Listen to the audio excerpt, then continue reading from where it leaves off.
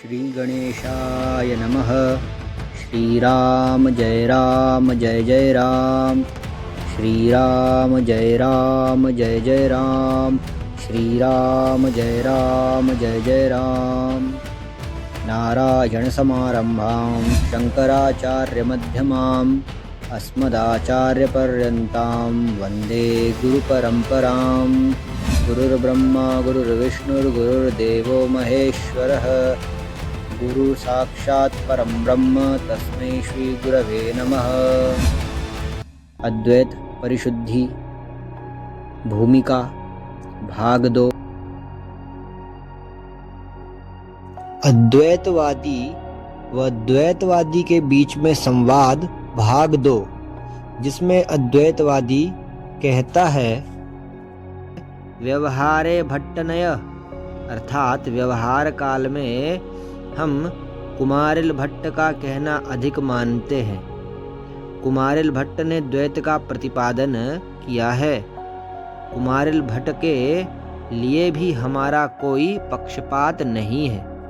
हाँ, हम वैदिक होने के नाते वैदिक मीमांसक शिरोमणि भट्टपाद को विशेष सम्मान से देखते हैं।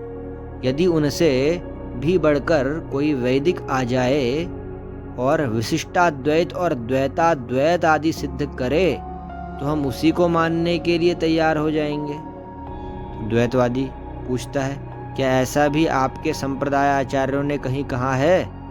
तो अद्वैतवादी उत्तर देता है, जी हाँ, भगवान सुरेश्वराचार्य वार्तिककार का वचन है, यया यया भवेत् पुंसां व्युत्पत्ति प्रत्यगात्मनि सा सैव प्रक्रिया ज्ञेया साध्वी सा चानवस्थिता। जो द्वैत प्रक्रिया अद्वैत को समझने में सहकारी है उसी को मान सकते हैं, प्रक्रियाएं तो अनियत है। तो द्वैतवादी कहता है, फिर तो आप में अनिश्चितता बनी रहेगी।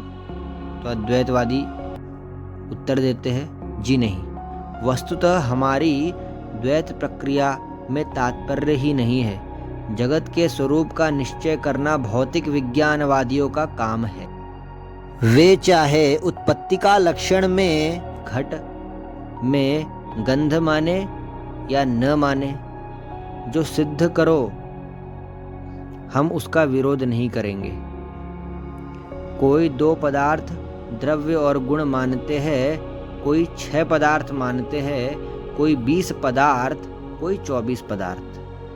आज के वैज्ञानिकों ने लगभग 250 पदार्थों का पता लगाया है।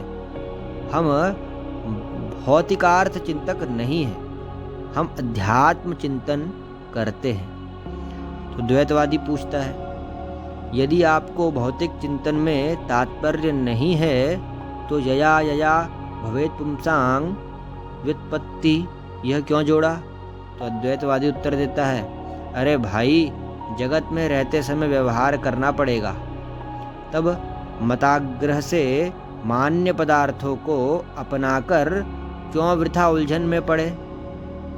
जो बहुतर प्रमाणों से सिद्ध किया उसे व्यवहारार्थ स्वीकार कर बिना झगड़ा किए ही व्युत्पत्त्यर्थ उसी में अद्वैत बोध प्रक्रिया निकाल कर आगे बढ़ना उचित है।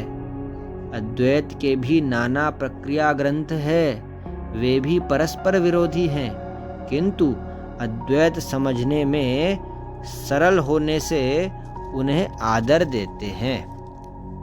द्वैतवादी पूछता है, प्रक्रिया निकालकर आप कहाँ तक आगे बढ़ते हैं, क्या कहते हैं?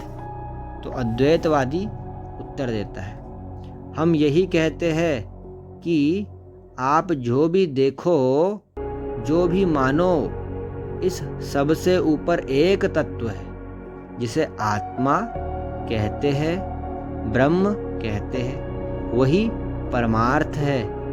आपकी विचार सीमा से परे वह तत्व है। तो द्वैतवादी कहते हैं, हम जगत को भी परमार्थ मानते हैं, यही तो विरोध है। तो अद्वैतवादी उत्तर देते हैं, वही चक्कर फिर से। जगत परमार्थ शब्द का वाच्य है या लक्ष्य। वाच्य है तो हमें अंगीकार है। हम परमार्थ शब्द का प्रयोग तो जगत से व्यावृत्त करने के लिए लक्षणा बोलते हैं। उसे साक्षात समझने के लिए कोई शब्द नहीं है। इतर व्यावृत्ति के लिए परमार्थ सत्य आदि कहते हैं। अतद्वावृत्त्यायं चकितमपि धत्ते श्रुतिरपि। श्रुति भी इतर व्यावृत्ति से इसी परमात्मा को बतलाती है। वह अतीन्द्रिय है, अनुभव मात्र है। श्रुति स्पष्ट कहती है, यतो वाचो निवर्तन्ते अप्राप्य मनसा सह। जहाँ वाणी की पहुँच नहीं है वहाँ क्या विवाद हो, जहाँ मन की पहुँच नहीं वहाँ क्या विरोध हो। तो द्वैतवादी कहता है उसका अस्तित्व कैसे मालूम पड़ेगा जब वाणी और मन दोनों वहाँ नहीं पहुँचते। ये ही तो अस्तित्व बता सकते हैं।